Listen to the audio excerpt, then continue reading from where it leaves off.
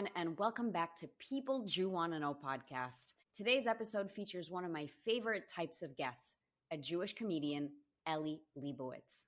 Eli Lebowicz is a very Jewish comedian, like very Jewish. He has performed all over the US, Canada, and Israel, telling jokes to Jews at shul dinners, Passover programs, and other times when they're eating. He regularly opens for Elon Gold and was featured in the Chosen Comedy Festival in 2023. This past December, he even did a 6-show tour of Israel. Eli is also one of the co-creators of JSketch, the Orthodox Jewish world's recent viral sketch group. I am confident you have come across their content before, especially on Instagram. A lot of their stuff has gone viral, and it's a great account. Additionally, I'll mention that Eli runs an incredibly witty Twitter, which I recommend you check out. I personally don't have Twitter or X, and I eagerly await for when he reshares his tweets as Instagram stories so that I can see them. I have seen Eli perform a few times now, but the very first time was a particularly memorable experience, which he and I will talk about in the episode shortly here. I liked getting to learn more about Eli's world as he lives a more traditional Jewish, even Orthodox lifestyle, and he's able to blend that world with the world of secular Jews. His audience is Jewish people, no matter their level of observance. And I love that his material works in any Jewish crowd. It kind of reminds me of that comedy special that came out a couple of years ago by Ari Shafir that was called Jew. And Ari talked about all the bizarre things that Orthodox Jewish people do. And in a very respectful and clever way, Eli also takes the interesting or unusual Jewish laws and practices, and he analyzes them through his comedy. I've honestly learned a lot about Judaism through his material, so it's as funny as it is educational. Eli actually has a couple of shows this week in Boca Raton on January 19th. If you're in Boca, I highly recommend you check out one of his shows, and tickets can be purchased at elicomedy.com/Boca. In this episode, we get to learn about Eli as an individual, his career in comedy, his stance on the Jewish world, and where he thinks we're headed. What I took away from this conversation is that Eli is an incredibly creative individual. His ability to think of unique comedy premises on the spot, improvise and offer witty commentary, it really well positions him for writing and sketch comedy, which he will talk about as well. I personally love a good nerd out sesh with a comedian, and for me, this episode was just that. Please enjoy. Hello, Eli. Welcome to People Jew Want to Know podcast. Your first question is, tell us about yourself. What do you do, and how did you get there? So I am a Jewish stand-up comedian that specializes in performing for Jewish audiences of all types. I got there because I don't have other skills. I would, I dabbled. I've been doing this for 10, 12 years or so, a little bit more than that. And I was doing jobs, primary day jobs, but I was still doing this on the side. So I started doing it when I was in college at Yeshiva University, YU. And that was my first time really dabbling in it. So slowly but surely, I realized that I could really develop a kind of a Jewish audience for my comedy that really resonated with people. And I think my comedy is unique in a way that it kind of highlights a lot of Jewish customs and Jewish practice and Jewish experience that isn't usually talked about or usually highlighted in traditional media or in traditional stand-up or anything like that. No, I love what you do, and I want to use this opportunity to tell people the first time that I ever saw you perform. So this was about a year ago. It was in the winter, too. And the Baharian Jewish Union of Young People decided to bring out a group of like 30 people to Stand Up New York on the Upper West Side to watch a Jewish comedy show. And the whole lineup was Jews. And it was hosted by Hani Lisbon. And these people are coming from the boonies of Queens. And it felt like, honestly, they had never been to a comedy show in their lives because the etiquette that proceeded to ensue when the show began was terrifying. They were heckling, they were hollering, they were having side conversations, they were going out in between sets to smoke cigarettes and coming back smelling like cigarettes. They brought toothpicks and were picking in their teeth during the show. I mean, it was horrendous. And every comedian that came out before you was just getting bulldozed by them. They could not handle the hecklers. They could not get anybody to shut up. There was one girl in particular, Rochelle. Rochelle was having a full-on dialogue with all the stand-up comics. And so Ellie was the first one to come out on stage and be like, hi, friends from Queens. In case you've never left Queens and this is your first time, I just wanted to tell you, a comedy show is not an interactive experience. And that was like, we were probably 3/4 of the way in, and everyone was like, thank God somebody said anything, because it was awful. It was embarrassing. So I have mad respect for you. Thank you. I think I blocked out that show in my No, listen, every audience is going to be different, and every Jewish audience is going to be different. Some Jewish audiences kind of just sit there, and everyone kind of is just very polite. And like, I did a corporate gig last night, and for like a mostly all Jewish company where you would expect laughter, everyone kind of just like sitting there. I said, "Are you guys like enjoying this?" Like, yeah, okay. Like, I was like, your face is saying otherwise.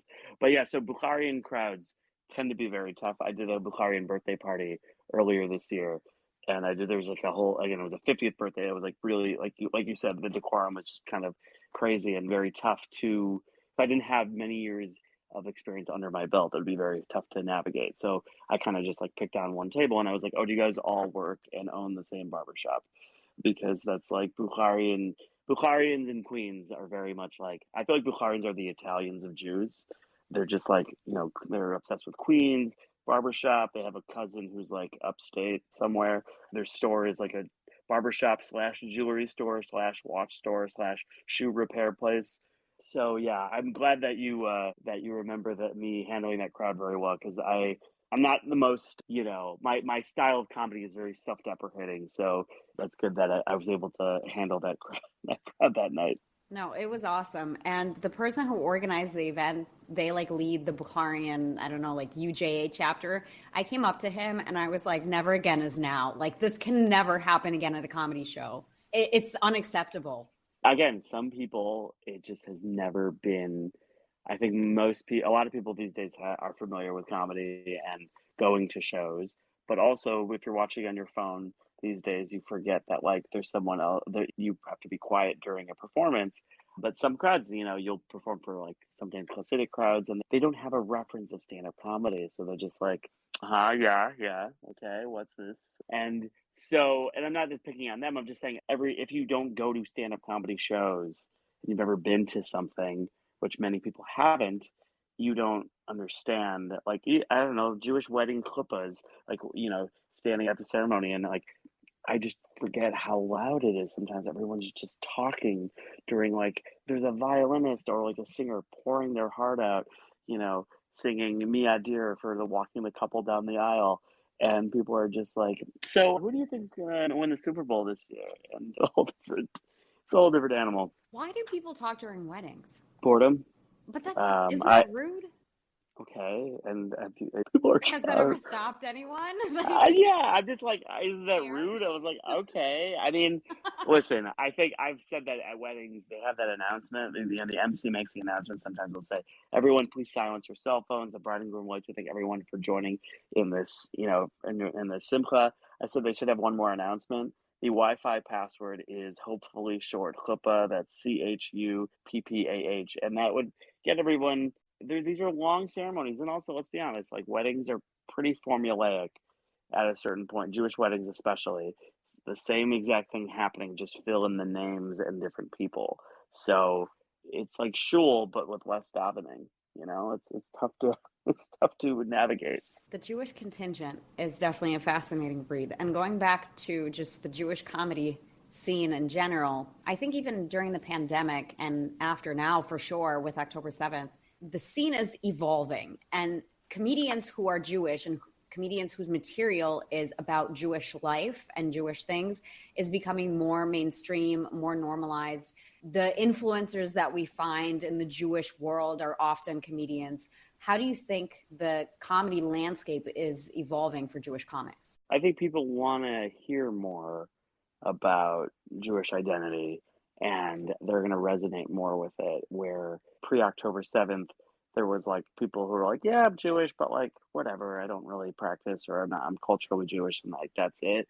And I think there is definitely a little bit more a line in the sand, especially when it comes to Israel, where Israel very much, where you stand on Israel or support of Israel has completely kind of made you on the are you with us or against us type of thing in terms of the outside world, which is really messed up. That's the way it's framed. But Jewish identity is very much tied to that, and comedy, like, I just did a whole tour of shows in Israel like a couple weeks ago, and doing shows for people in Israel and doing shows about being pro-Israel and talking about it has never been more important. I mean, especially when you go on Instagram or Twitter, X, whatever you want to call it, there's so much hate for Israel and it's just what people don't really get is that everybody who's Jewish almost feels like they have Ukrainian citizenship, or like, in terms of like, when the Ukrainian Russian war started, everybody was like power with Ukraine, and that lasted for a while, and there was like an anti-Russian thing for a long time, which kind of faded. But like people don't really get that for the last, I don't know, 15 months or more, people who are Jewish feel like their very identity is called into question, and like you can't even proudly say, "Hey, I support Israel, doing what they're doing to rid out terrorism and help people of Gaza not be overrun by terrorists." So back to comedy with that, where comedy is really just like, speaking truth and all that. But like, I think there's a lot of the secular culture right now has a lot of selective outrage when it comes to that. They're like, yeah, speak your truth, unless it's, pro-Israel. I remember my bread and butter, most of my shows are through Jewish organizations and synagogues and things like that. Hire me as a shameless plug. But I was going to say that when the war first started, a lot of synagogues and a lot of Jewish organizations were like, we're not going to have comedy right now, which I totally understand. And then several months down the line, people were like, we're still not going to have comedy. And I'm like, you really think this is the first time Jews have really gone through like hardship and have to make jokes about the terrifying reality of people hating us? So yeah, Jewish comedy is very much, comedy in general is speaking what's going on in the world, and this is everyone's. I remember the beginning of after October 7th.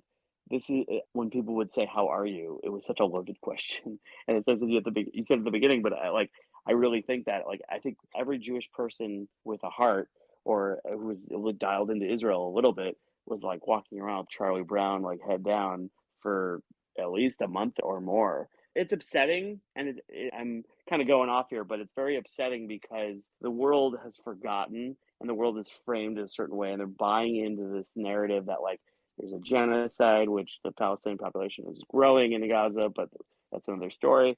But also, there are currently 100 hostages, and hopefully by the time this is released, that will not be the case, that many will be released, but there are currently 100 hostages, and the fact that that's not the front page of every story with anything talking about Israel or talking about Gaza or talking about the Golden Globes, whatever, that is nuts. I completely agree with you, and I have a lot of thoughts about this. And even, your comment about Ukraine. I'm a Ukrainian Jew. I came to America from Ukraine when I was 9 years old.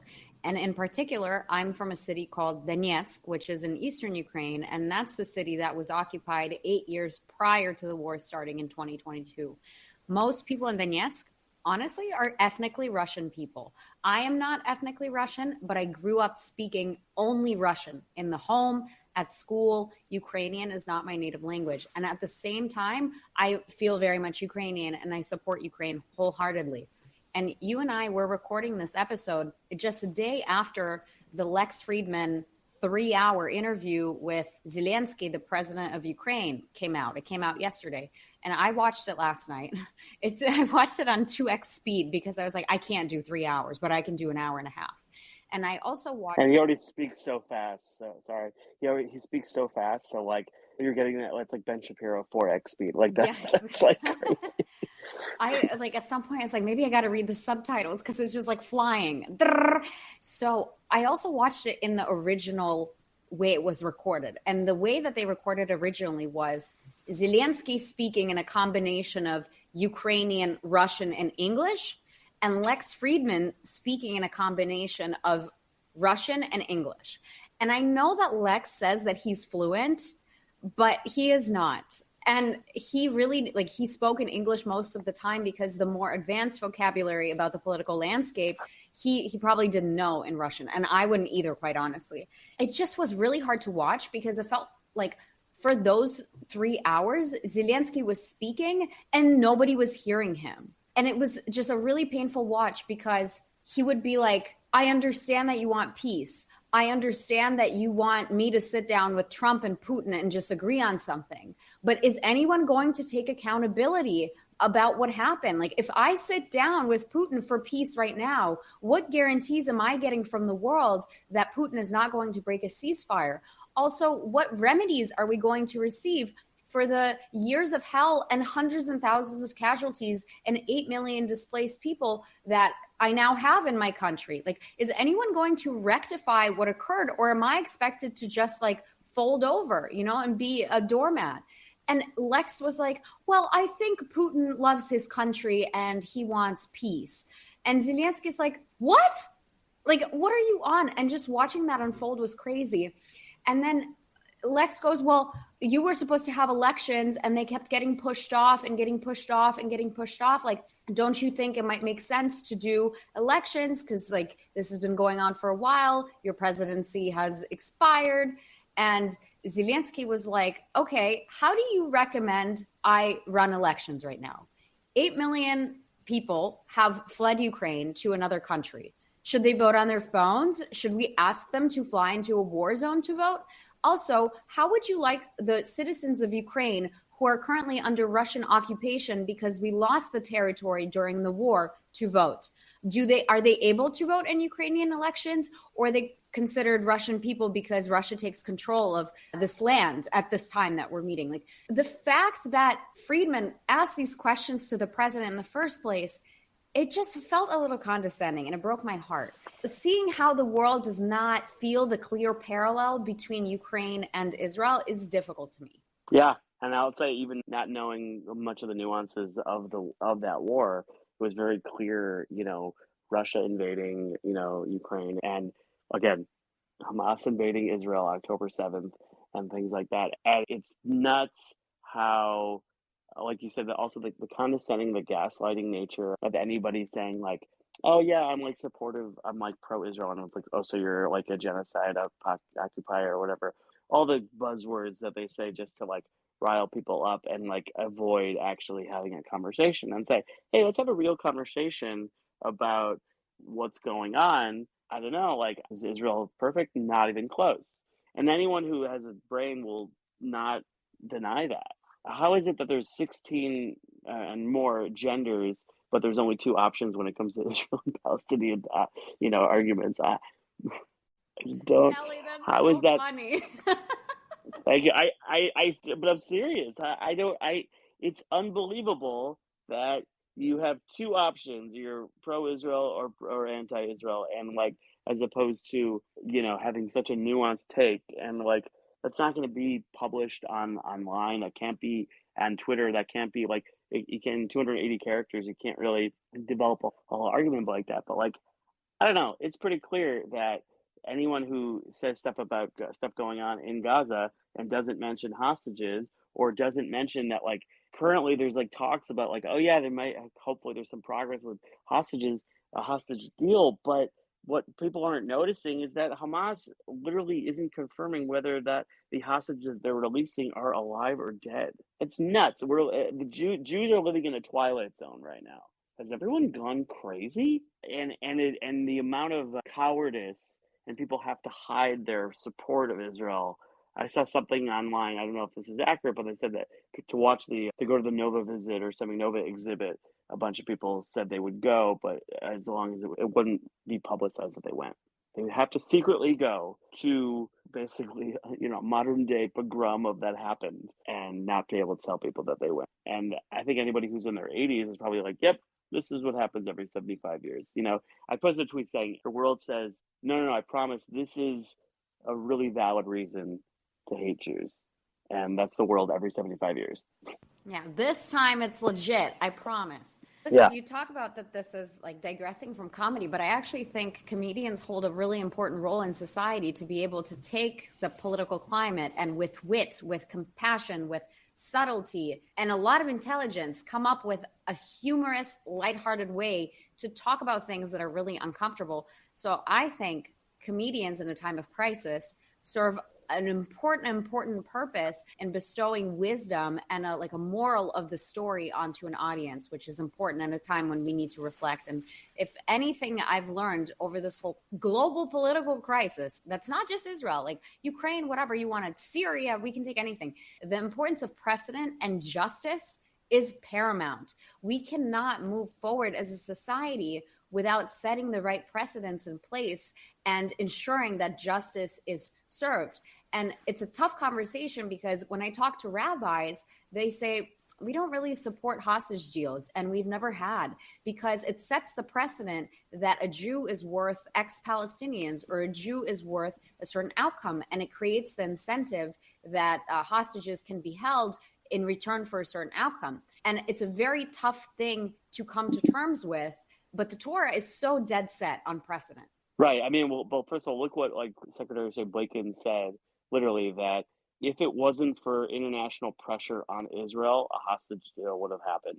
But anytime it was close, it would always be like, what about, like, all the world would, it was almost like one of these things that I know when people say all eyes on Rafah and all that stuff, and then you found out that, like, oh, this is where hostages were and things like that. The bigger the outcry, almost, the more that Israel is, like, doing I wouldn't say the right thing, but if you really see who's running the show here, which is Iran and all that, I think it's pretty nuts. But yeah, but what you're saying about comedy being able to kind of spread a message, it's a little bit like if a rabbi gives mussar, or rebuke to their congregation, they can't really do it without the congregation going, like, rolling their eyes, be like, oh, classic.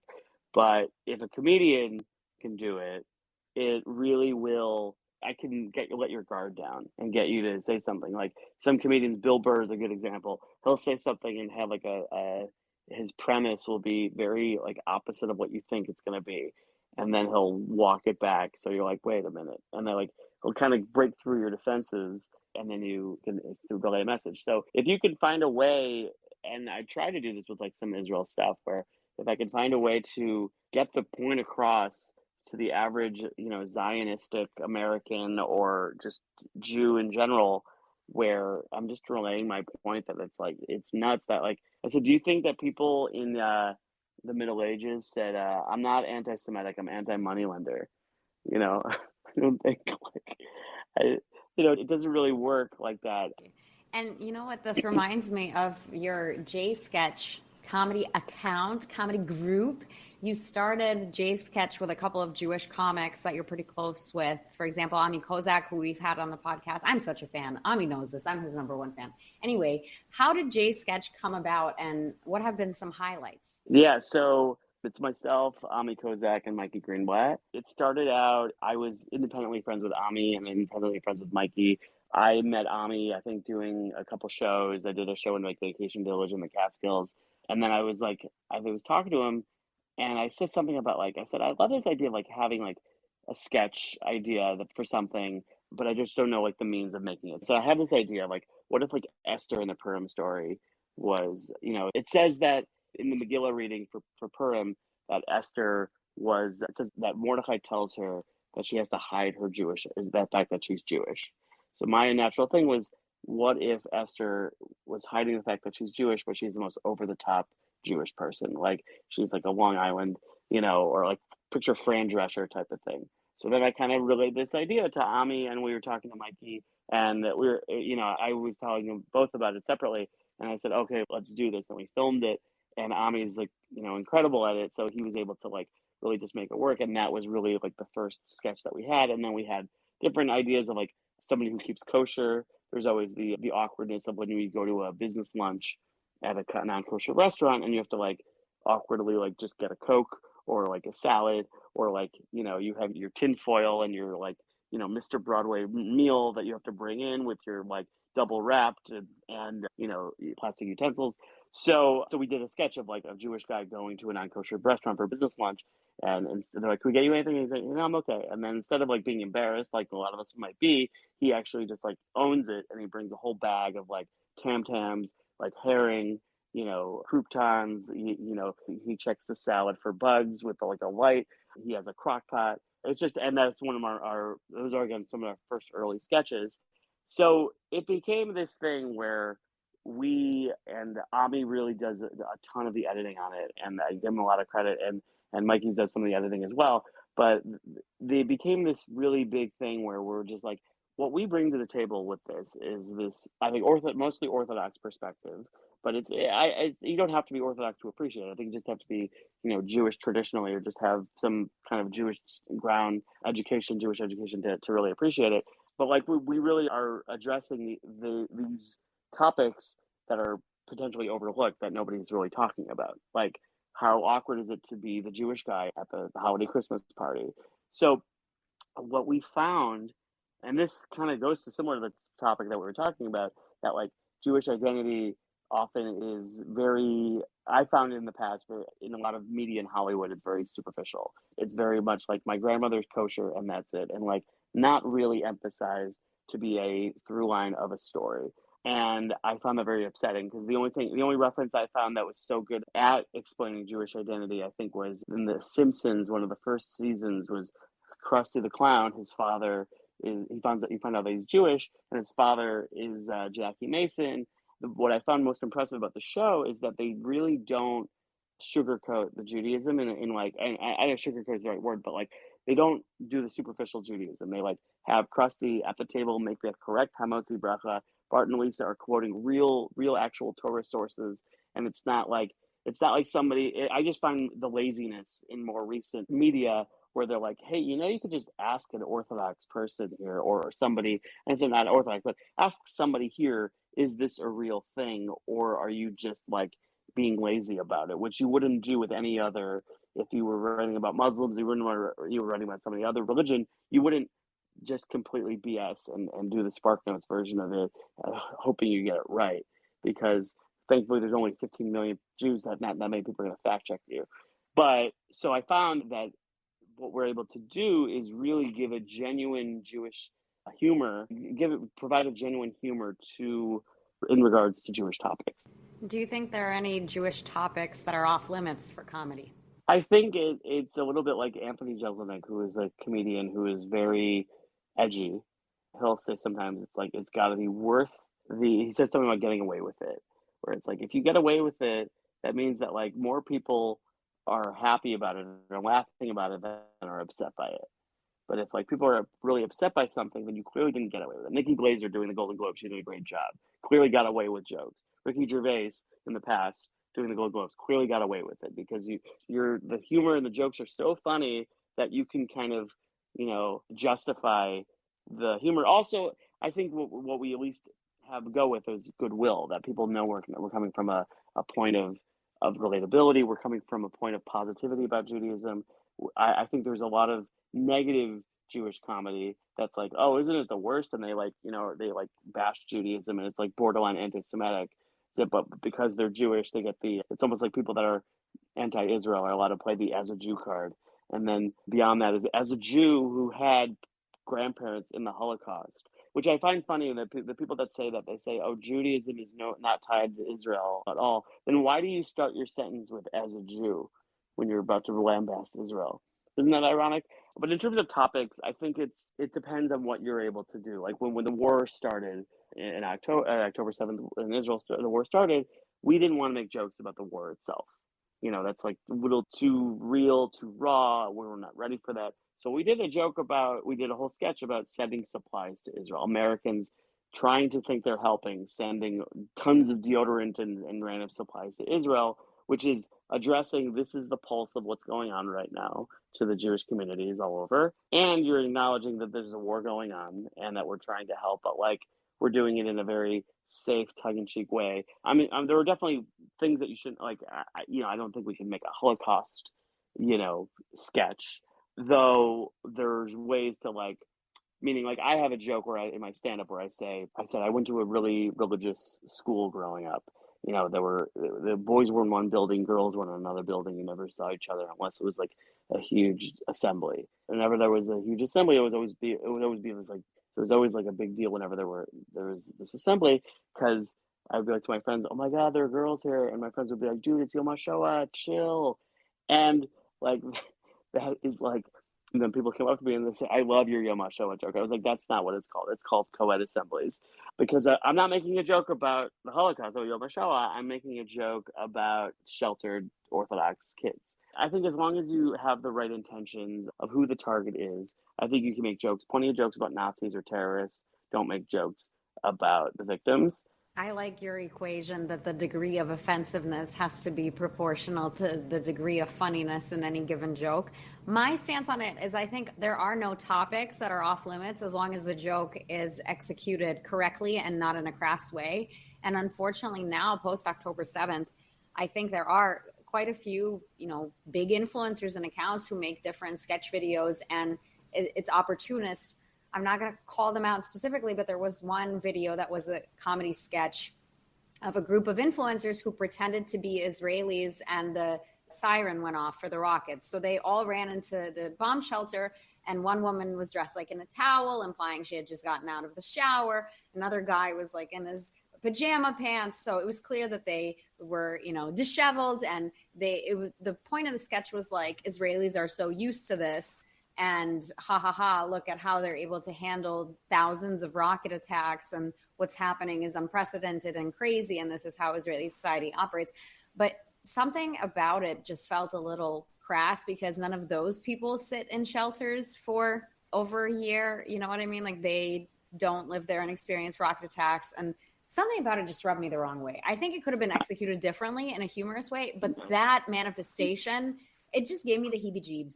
No, I hear that. On my trip to Israel, I went to shelters 4 times. So granted, doesn't give me that much street cred to like be able to necessarily do that, but I think it's right, like you said, the execution of it. If we're very careful about like what's the angle here we're going for, and I think if we would do something like that, I think we would do. For that would be almost like a PSA for like it sounds like that's like trying to bring awareness. This is just daily life in Israel, and like, yeah, do you get the card to do that if you're not in Israel right now? And I think, I don't know, it's a tough call, because I think Jewish people can make jokes about certain things about Israel, even if we're not there, because we're like, again, coming from the point of camaraderie, we're like, no, our hearts are with you. I recently went to the Comedy Store in LA, or maybe it was the Laugh Factory, I forget, when I was there for Thanksgiving. And this just goes to show, like, with the right execution and with the right intentions, it doesn't matter who makes the joke. As long as the subject matter, the content is delivered correctly, it can be funny. Like the example of the sirens, the sketch comedy video with the sirens, I just felt like they didn't execute it right. I didn't have an issue. My issue with them is like, it's not that they don't sit in the shelters per se. It's just like, well, like you said, the degree of discomfort was not outweighed by the degree of funniness of the sketch. But at the comedy club in LA, there was one guy who came out. He must have been like ancient. Okay. He had full dentures. He was wearing a wig. Like, it was clear he had a facelift. And he said that he had been doing comedy for like 50 years. He's the comic who has visited late night shows the most out of any comic in like the last 60 years. And he was just having a good time. He's retired. He's just doing comedy here and there. And all of his jokes at the beginning felt so dated and just weren't landing. And we were like, how did this guy get on all these late night shows? Like, he's not that funny. And then he had one joke, and it was the only one that was like mildly offensive. And he totally won the crowd over. And the joke was so stupid, but it was so funny. It was basically like, oh my God, what is happening in society today? Like, people are so woke these days. Did you hear about the whale who got a sex change? Maybe Dick. The silence is deafening. But I'm telling you, that joke landed so well in that room. And after that, he like nailed it. But I wonder if that's coming from the source, meaning the unexpected nature of him. Yes. Coming from that old guy who's saying this joke.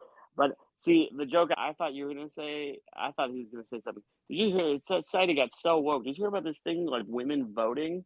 Like, that's how I thought he was going to go with, which I thought would be like, because he's again, old ironically. And he remembers. Yep. I'm with you. Yeah, which I thought that's where I would go. But yeah, I think it comes down to like lazy writing. In the same way with when it comes to journalism, when it comes to Israel, everyone who's a journalist is terrible at journalism because they can't do more than 5 minutes of research into looking into like, hey, this person who says they're a doctor, what did they write on October 7th? Or this person who is like, whatever. Like there was one account, it's got Eitan, I think Fleischberger or something on Twitter that I find he really does a great deep dive into all like journalism wise into looking into like the past of these people. Who are these people who are, and then the media just runs with the story. So it's lazy writing. So it's lazy writing when it comes to get out a joke quickly. SNL, they have less than 6 days to do it. So I understand sometimes where they go lazy, but I do think like SNL dropped the ball with the Harvard Penn, what's it called? The Harvard Penn, Congress thing. They could have done such a good job of making fun of this, but they picked the bad angle, the bad route, and they didn't do it. People just got to write a little bit harder and find the right angle to make jokes about. How did you learn how to write comedy, Ellie? By doing it. Jerry Seinfeld, I think, had a thing where he said, these seminars that say like, "I'll become a comedian overnight," or whatever, become a comedian. There's 10 easy fast track to comedy, and he says, "I just want to have one of these conventions, and you have a big flyer that says, go out and do the work." It's what they will tell you, and I think there's a very big learning curve. That I've been doing this for 10 to 12 years, and granted, I know my bread and butter is Jewish audiences, and I even have a hard time sometimes relating to non-Jewish audiences, where like I'm performing at a corporate gig and it's like two Hasidic owners of a nursing home and they're 10 non-Jewish employees sometimes, and I'll be like, "Hey, you guys married, have kids?" And like, "Nope." I'm like, "All right, I got nothing for you. Do you own a crock pot? Do you play board games on Saturdays? What can we talk about here?" But I think being able to do it, be able to hone this thing, or I just like the amount of gigs you do, and the best way most comedians will tell you is to write a bunch, which I don't do nearly enough, but I'm on Twitter and I pretend that I'm writing jokes, and sometimes I do. But like you write jokes all the time and you perform. I think the internet has really fooled people into thinking these overnight successes. Instagram reels are just like somebody doing crowd work, or in general, like you think like if you've seen someone on a sitcom that has the head of a sitcom, it means they've been doing it for 10 or 15 years of comedy. Like Ray Romano, granted, was on David Letterman and then ended up getting the show Everybody Loves Raymond after that. But the fact that he made it to David Letterman probably means that he was doing it for that number of years to get there. And there is this patience, I think a younger generation does it. I'm 35 years old, which is like call the internet to connect to AOL, and you would hope that girl that you liked in sixth grade was online and AIM, and you took 45 minutes to download R. Kelly's World's Greatest, which was okay to listen to at the time, just to find out it was a virus on a LimeWire. But I'm saying that I've been doing this for X number of years, and I still need to sit down and write and buckle down all the time and do it. But there are times when, again, the younger generation, I say the younger generation, they don't necessarily are like, they want to just have this overnight success. And that's fine. If it's great if you have a viral video that goes well, but like if you're going to get booked at a show and it's like, "Hey, can you do an hour of material for a synagogue?" Good luck. I think you're right. And it was Ami Kozak that said that like comedy is like dog years or whatever. 1 year of comedy is really like 10 years of practice. Yeah. And I think Seinfeld says it's like the number of years you've been doing it is how old you are in comedy. That's what Ami said. Yeah. And on that note, I have a fun Jewish lightning round for us of interesting questions about the ideas for comedy that you would have if given these hypothetical scenarios. Okay, are you ready? Okay, first one. If you had to pick a biblical figure to tour around the country opening for your stand-up shows, who would it be and why? I was thinking like of when humor pops up in the Torah or in the Bible, and a story that is it's a deep dive for some people in your audience. I don't know, but Eliyahu Navi, Elijah the prophet, I think he'd be a good pick. A couple of reasons why. I think so. There's a whole thing about him going to every seder, right? He drinks the wine and he has a cup of. So I think I wrote this article when I was in New Hampshire University for our satire newspaper that I started called the Quipster, and I said Eliyahu Navi or Elijah the prophet pulled over for DUI after 44,000 Seder that he visited. So I just love the idea of like him walking in and just being like super drunk and just walking in and being like, hey, selling your chametz to non-Jews doesn't really work, by the way. But in Tanakh, there's a story of him going to Har Carmel, and he's against these, like, it was a big time during his time when everybody was doing Avodah Zarah, was doing idol worship. And he basically goes against these idol worshipers and has like a whole standoff. And he says, all right, they basically like do a sacrifice off. Where he's like, I'm going to like wet this wooden thing with wooden log, and I'm going to daven to God, and he's going to make it light on fire, this like log. Yeah. And then he's at these ministers of Baal, the Avodah Zarah, they're going to also daven. And obviously Eliyahu Navi's, lights on fire immediately. And they're like showing, okay, that's the thing. And then they're davening to Baal to try to make it happen. And then Eliyahu Navi really like adds one of the first sarcastic elements of the Bible. He says, hey, maybe try a little harder to maybe he can't hear you. Maybe daven a little louder, which is so awesome for like a prophet to be like that sassy. So I think he would be a good, opener. That's my long story for why Eliyahu Navi is a good opener. I love that. I think that's a great opener. Okay, next question. How would you pitch a sitcom about the plagues of Egypt? Oh, interesting. I like to do it. I think maybe you have it from like the perspective of the Jewish people, because the plagues happened to the Egyptians, but it didn't really happen to the Israelites. So like all of a sudden you're just seeing the Israelite perspective of like, hey, what's going on there? But you imagine if you're living in a random city in, the Persian Empire, and you're like, hey, did you get this email? Apparently you're supposed to kill Jews now. And then like a little bit later, they're like, actually, never mind. So I like the biggest side character to all this stuff happening, where you say, all right, it's from these two Jewish guys' perspectives of the plagues. And it's just the craziest thing going on. And yeah, I don't know. That's my long answer to that question. I think it's solid. And what's the strangest place you've ever performed a joke about Judaism? I did a show. I was doing a Passover program in Niagara Falls about 10 years ago. And I was there primarily to do the program. But the Chabad rabbi in Niagara Falls found out I was going to be there and contacted me and said, hey, I have a bunch of people who come up, from New York area to Niagara Falls. We're watching a movie at the IMAX about Niagara Falls. But the first 10 minutes of the movie aren't modest, because it was about like the Maid of the Mist and like the Native American, and they weren't wearing the most clothing. And they said, so the first 10 minutes of the movie aren't modest. Do you want to perform in this movie theater with the blank screen behind you for 10 minutes? Because we can't pause the movie or fast forward. I guess there wasn't fast forward technology 10 years ago. So they said, do you want to perform for basically like 400 Hasidic Jews in Niagara Falls IMAX who mostly don't speak English?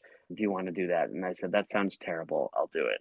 And I did it, and it was definitely the most memorable show, not for necessarily a good reason, but it was definitely the most interesting of gigs, one of the most interesting gigs I've ever done. And the final question in the lightning round, if you could add one modern Jewish tradition, what would it be?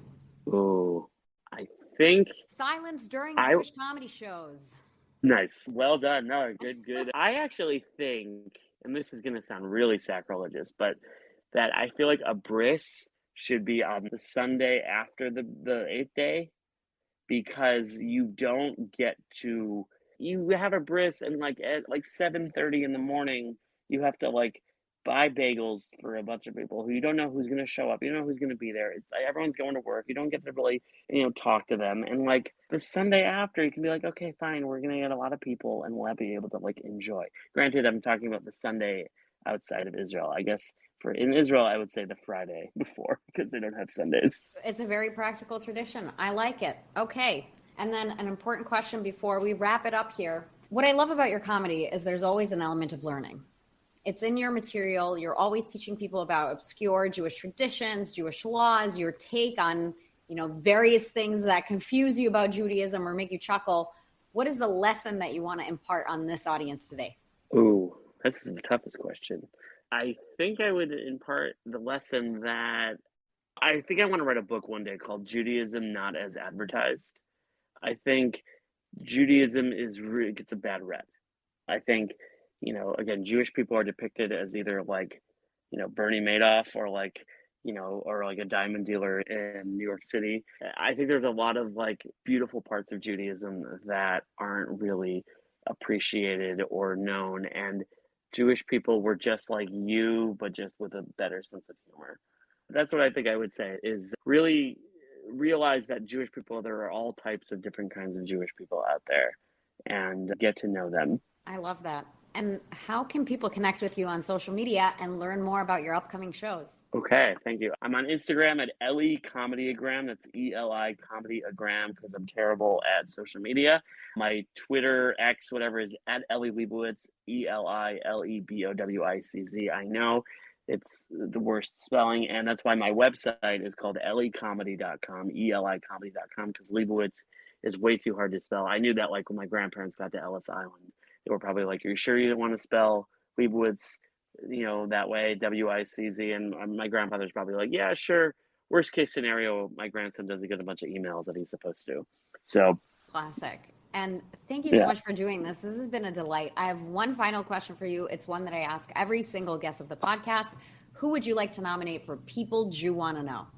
Ooh, I feel like Billy Crystal that's probably a huge get, but Billy Crystal to me really embodies Judaism in every way. He just like, you could see it in every award show he does. He has a Jewish bit about it.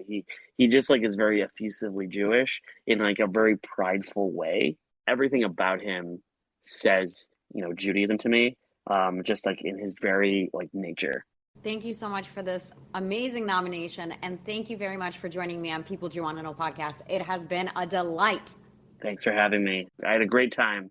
If you've enjoyed this podcast, please go ahead and rate us 5 stars. Be the first to hear our episodes by subscribing to People Jew Want to Know wherever you get your podcasts. And for exclusive content, follow us on Instagram at People Jew Want to Know.